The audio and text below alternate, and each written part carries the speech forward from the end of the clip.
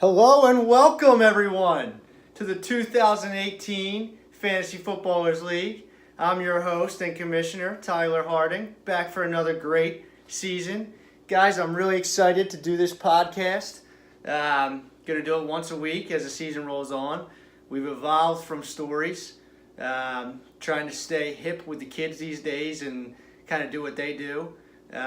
Writing a story every week was fun for 13 years, but it also takes its toll.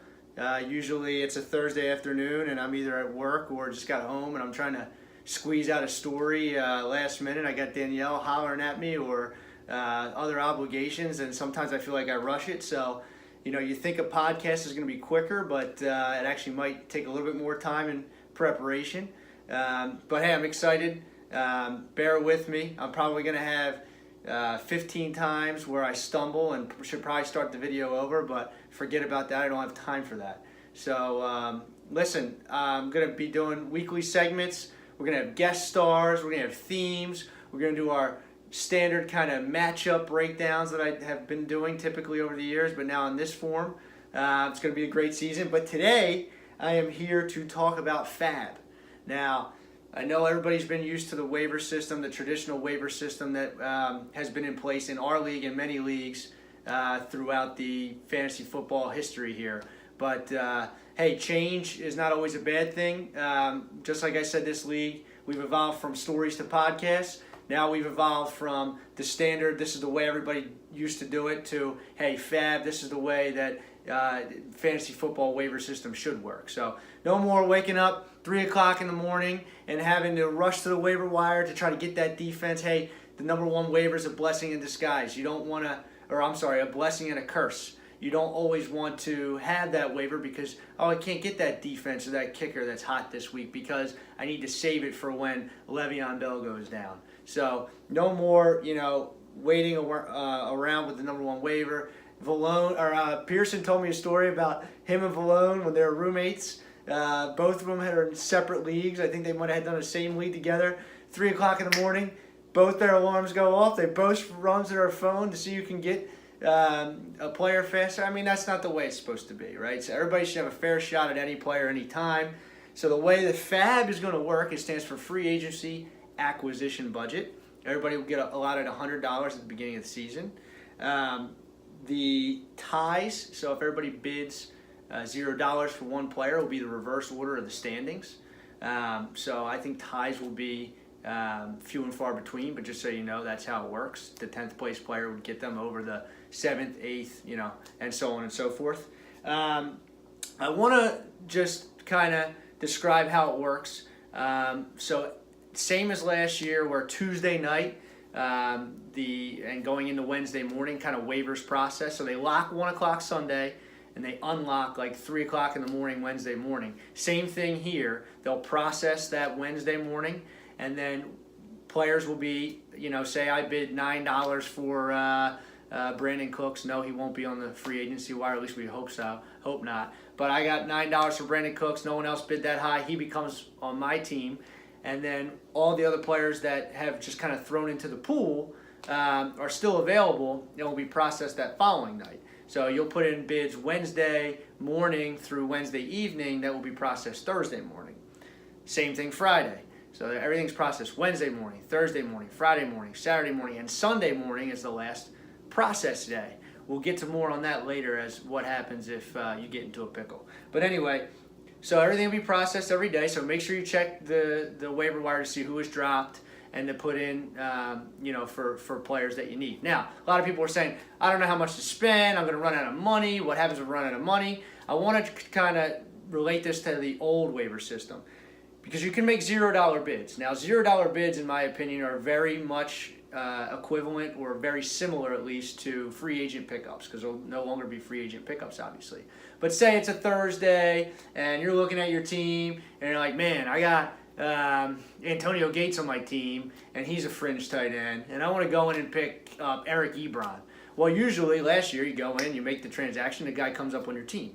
This year you put a $0 bid in for him, unless news broke or something that Eric Ebron's going to be the next Shannon Sharp, or there's some kind of news about an injury or something. You'll most likely get that player. Same thing is I want to pick up a defense. I don't really like the defense that I have. I want to put in for the Rams defense because they're playing the Browns. Put in a $0 bid for the Rams. Now, if it's that night of Sunday night going into Tuesday morning, that's when everybody's making their processes, right? That fresh waiver system. Then you might want to put in a dollar bid to block somebody. But if it's the middle of the week, everybody already had their chance at players for Wednesday, Thursday. It's Friday morning. You're looking at just making a roster change. Just put in a $0 bid. 9 times out of 10, you're probably going to get that player again, unless there's news or something that breaks about them. So the reason I like it is for a couple reasons. Like I said, you don't have to rush the waiver wire. You don't want to hold on to your waiver. And then, you wake up 3 a.m. and you try to get that defense that everybody's getting. Instead of doing that, just put in 3 bids, Monday night or Tuesday night for 3 defenses for $0. You'll get one of them, one that has a good matchup. Or if you don't, you have the next day to, put another $0 bid in for somebody. Or if you want to block somebody, like I said, maybe you put a $1 or a $2 bid in. I'd say most of your pickups, 9 out of 10 of your pickups, or at least 80%, will be $0 or $1 bids. So when the big bids come, it's when marquee players, go down. Kind of like when you're holding your number 1 waiver for Le'Veon Bell to go down. Okay, Le'Veon Bell went down. James Conner's on the free agency wire. I'm going to put in I have Le'Veon Bell. I need a replacement. I'm going to put $40 in for Le'Veon Bell. That's basically like using your number 1 waiver. If you use 2 big lump sum bids throughout the year, 2 $40 bids, and you get 2 marquee players, that's like using your number 1 waiver twice or 3 times if you have, some leftover money to make a big bid. But I would say 9 times out of 10 they're going to be lower amounts, and then you'll make that plunge for that bigger player when you need to.